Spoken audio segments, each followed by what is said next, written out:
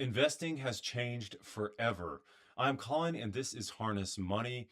And today we are going to talk about the ways that I have changed my investing style dramatically over the past 2 years because it has really, really made a difference in the way that I invest, in the way that I think about money, in the way I think about the stock market, and just my overall returns. So let's jump into it. How has investing changed in the last 1 to 2 years? So, for the majority of my investing life, I would say the last 15 years, I've been investing into really high quality stocks, great companies like Amazon, Google, Netflix, all these great stocks that have been out there. Some of them are smaller on the radar, like GoDaddy or United Healthcare or Lockheed Martin. I've always loved Lockheed Martin.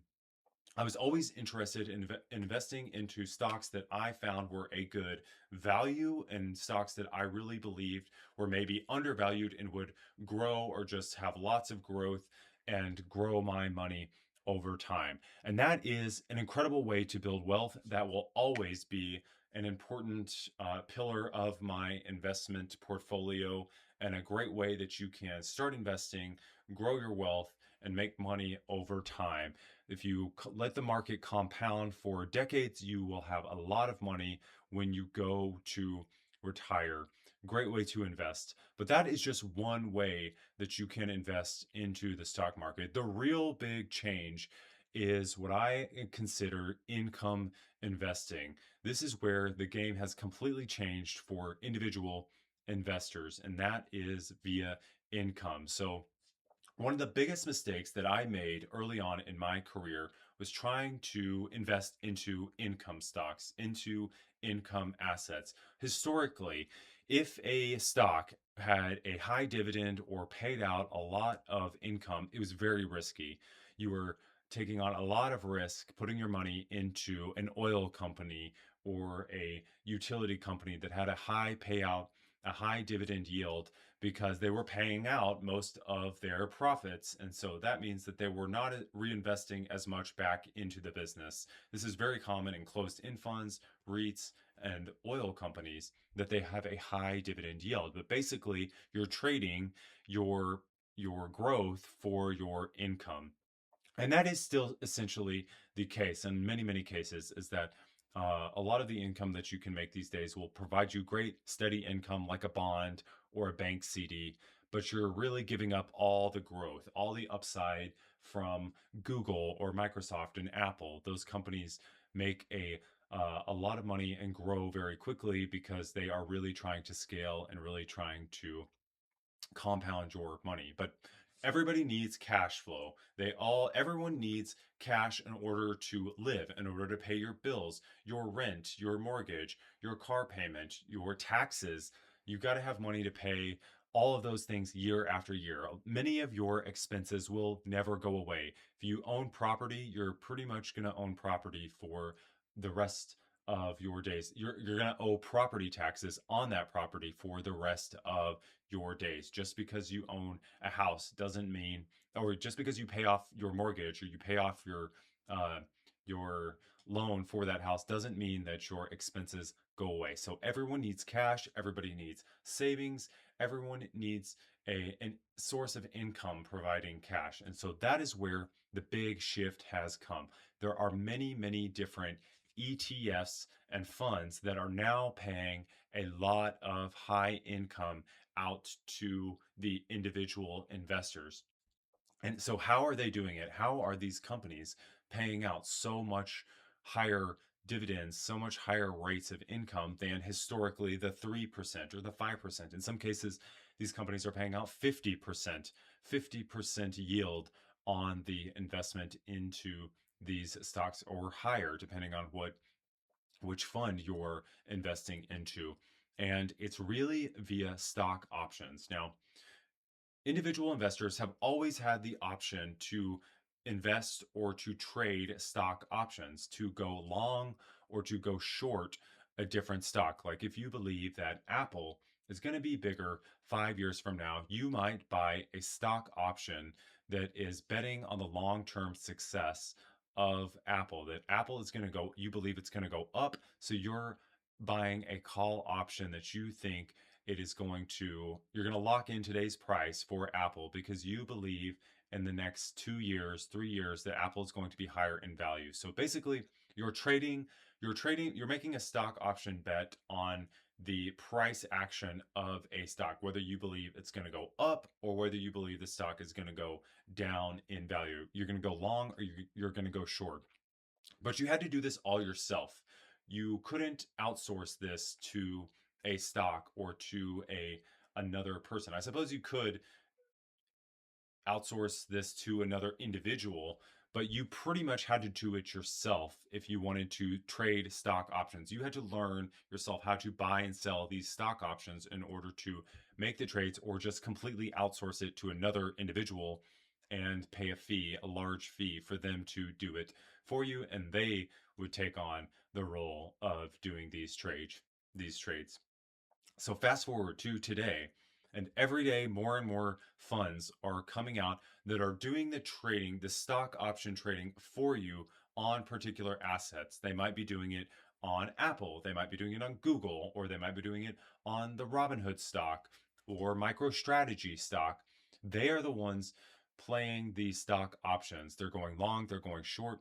And basically, the reason that they are doing this is because every time you make a stock option trade, there is a premium that is generated. So that's why historically people have traded stock options, is for the premium, because it generates cash. There is an immediate cash benefit that a person sees from trading these stock options. Now, what happens is if you have Google, you have Apple, all these funds, you have a lot of funds that are just trading on the stock option of that one individual stock, and then they are passing the premium on to you. So they're doing all of the work, they're taking a fee, and then you get the dividend, which is the premium that is happening from these trades. Now, the reason that they're able to do it is because they have specialized individuals that are doing it for you. They have the software, they have the technology to do these trades, and then they now can pass on the premium to individuals. But this was never the case previously. There were never stocks that you could buy on the market that did this kind of stock option trading for you and gave you the premium. You had to do it all yourself. You had to learn what is a covered call or a cash secured put. You had to do all of that yourself. But today, there are now these funds, so they do it on individual stocks, like I just mentioned, like Apple or Google or Amazon. They'll do it on the entire index, the S&P 500 or the Russell 2000, or they can even do it on commodities like gold or silver or oil, for that matter. So all these different funds, and there's more coming every single day. There are more and more funds that I am reading about that are doing these different strategies, that are doing all these different stock option strategies in order to provide income for investors.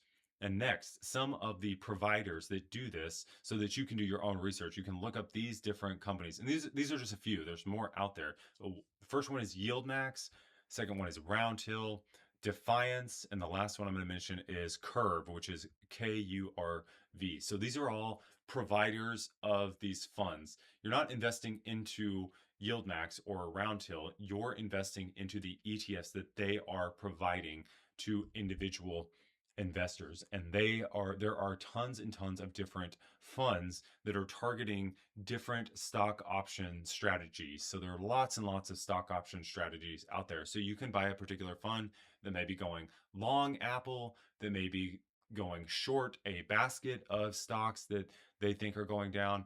So do your research and figure out which ETF is good for you. What the ones that I'm looking at right now are the from YieldMax, I like YMax, I like YMag. From Defiance, there are different funds in there. I also like the ones that are targeting just the S&P 500. Each one of these providers has an S&P 500 fund that is trading stock options on that fund, and that is really a really good sweet spot.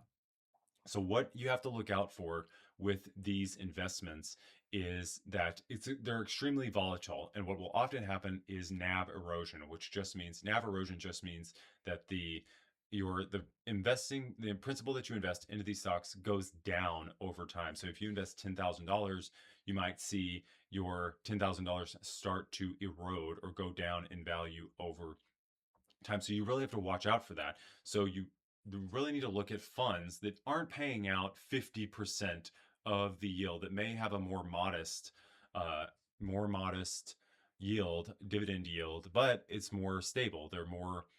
They're usually more flat, which means you're not gaining money, you're not losing money. It's just tracking the stock market and kind of staying middle of the road, or maybe slightly increasing over time.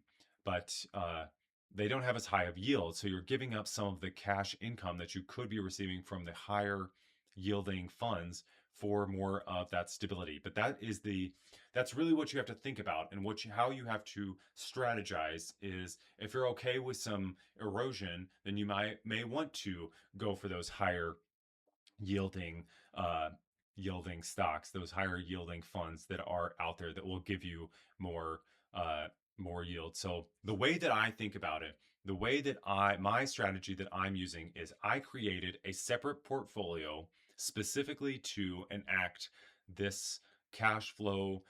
This cash flow strategy is, I created one portfolio and I said, okay, in this portfolio, I only want cash flowing assets. So I have some of uh, the traditional quality stocks like Amazon, or um, Gilead Sciences, or AbbVie, or General Motors, that just pay those regular quarterly dividends. They pay dividends on a quarterly basis. But then I have some of these higher yielding assets like YMAX and YMAG in there that pay 20% or 25 or 30% income from the shares that you own. But in this portfolio, I really think of it like a business. I think of this portfolio as a traditional business. So the characteristics of a traditional business are, let's say you own a fast food restaurant. Number one, you have employees, you have food, the actual food product items, you may have cleaning supplies, you may have electricity, you may have to pay rent. So you have all of these expenses to operate a restaurant, and that eats into your profit, and that's continual basis. You're going to have to keep paying rent, keep paying employees, keep paying for supplies to run the restaurant. Those expenses are never going away. That's same how I think about the stocks that are in my portfolio, is that maybe there is some NAV erosion, and maybe it does kind of go down in value over time, maybe it stays flat, but there is an expense for operating this portfolio, and that I have to pay, that I have to keep putting money into this portfolio to keep up with the cash flow. So the reason I think of it like a business is because if there is some NAV erosion, that means that I'm being paid cash. I'm being paid 20% cash yield, that I'm going to have to reinvest some of that cash back into the portfolio to pay me either the same or more money month after month, week after week, in this portfolio. It doesn't happen magically. There is a cost to operating this portfolio. So that means you have to stay on top of it. You have to run it like a business. You have to keep track of how much you're making. You have to keep reinvesting. And also, you're going to pay taxes. So this particular strategy has ordinary is going to be taxed as ordinary income versus capital gains. Generally, when you buy a stock like Google, if you hold it for a long period of time, over 1 year, you get a better tax rate when you go to sell that, and when you go to take your profits from that investment. But with this, all of the income that you receive is ordinary income from from these cash flowing assets. So you really have to save money. You have to put aside money to pay your taxes, to pay that cost, the cost of running this portfolio. But the benefit of all of that, of the taxes, the expenses, is that you are receiving regular income. You'll receive it on a monthly basis. You can even receive it on, more than likely, a weekly basis, and sometimes even more frequent than that, because they pay on different days of these funds pay on different days of the week. So you can be receiving income all of the time, and you can receive it on a regular basis for probably the rest of your life for decades. Now, these are very new. It's probably the last 2 to 3 years that these funds have come online and have really taken a hold of the stock market, but it has changed the investing game forever. I will still always have my safety nets, my safety portfolios of my growth stocks like Google and Amazon, or my safety portfolio like Berkshire Hathaway or gold or the S&P 500. But this is another tool in your toolbox, especially if you want to create passive income, grow that income, and have that completely separate from your day to day job, from your day to day business. This is a great way to diversify your income sources.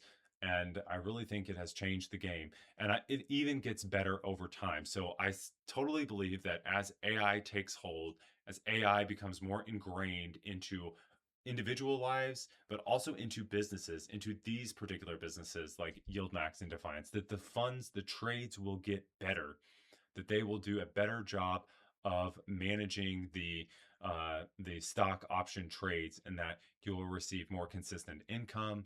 You will receive maybe even more consistent growth in some of these funds.